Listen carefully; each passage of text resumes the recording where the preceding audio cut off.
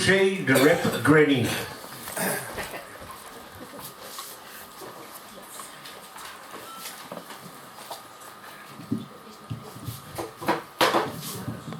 Ja.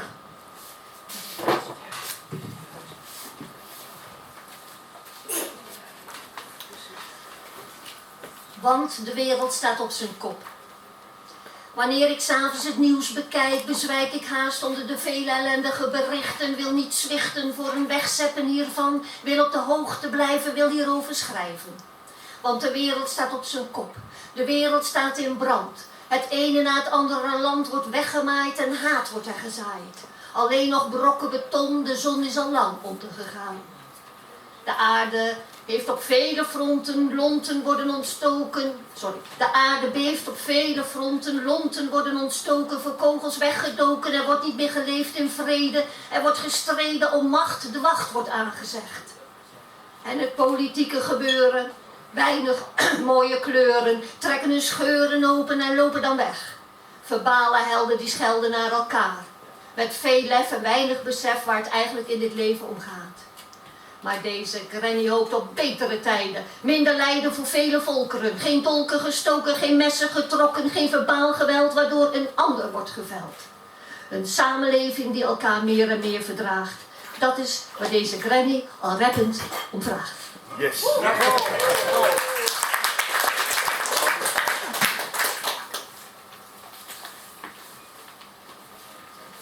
Zinnen prikkelend.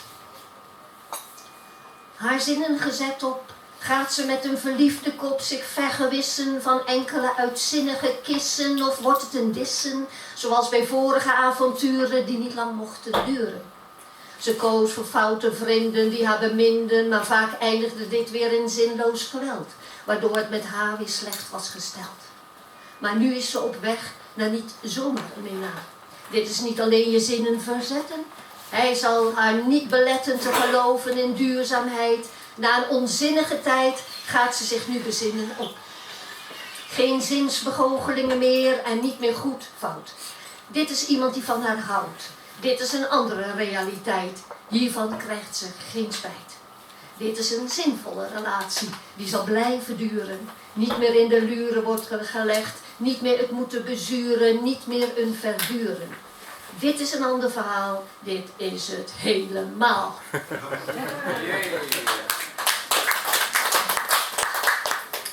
Over schrijven gesproken.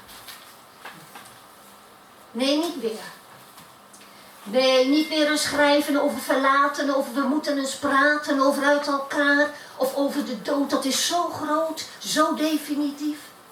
Nee, liever dan lief, over blijven, over bij elkaar. Soms luchtig, soms zwaar, soms vluchtig, maar niet altijd weer dat zoeken naar. Nee, dat hoeft niet saai te wezen, als er niets te vrezen valt. Nooit is dreigend gevaar, maar weer dat kusje hier en nooit meer daar. Nee, er moet toch spanning wezen, zodat dit schrijven nog eens na wil worden gelezen. Anders wordt er ingedut en staat de schrijver hiervoor schut. Nee, dat is zo weinig inspirerend, niet iets te bestrijden, niet iets te beweren, nergens meer zweren, alleen nog maar gewone dingen te bezingen. Nee, dat soort van schrijven gaat nu niet lukken. Dat gaat de inspiratie drukken, of de aandacht ebt tenslotte weg. Nee, zeg, het moet gaan over warmte lopen voor, de geesten dopen in vreemde of aparte zaken. Met een stukje tekst de ander te raken, te activeren, uit te dagen, eens anders te denken en niet naar de bekende weg te vragen. Nee, zeg, nee, niet weer.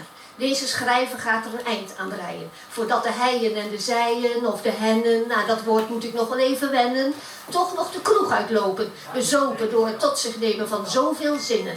Nee, ik ga nu weer opnieuw beginnen, anders komt er straks ook niemand meer naar binnen. Ja, mooi hoor. Wie wil dat nou niet? José, Rap Granny.